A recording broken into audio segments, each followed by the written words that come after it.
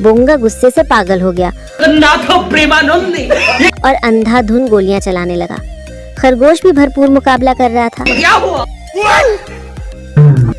बोंगा तोप में गोला डाल ही रहा था गोलमाल है भाई, सब गोलमाल कि पीछे से खरगोश ने आकर गोला चला दिया और बोंके मियाँ एक बार फिर ढेर हो गए। खत्म, बाय बाय, टाटा। खरगोश तोप में गोला फेर रहा था कि बोंके ने आकर तोप चला दी, गुड बाय, गया।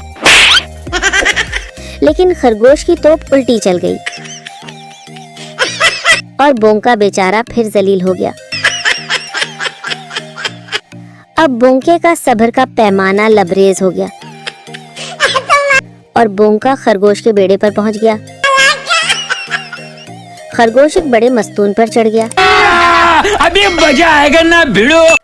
बोंका उस सुतून को काटने लग गया।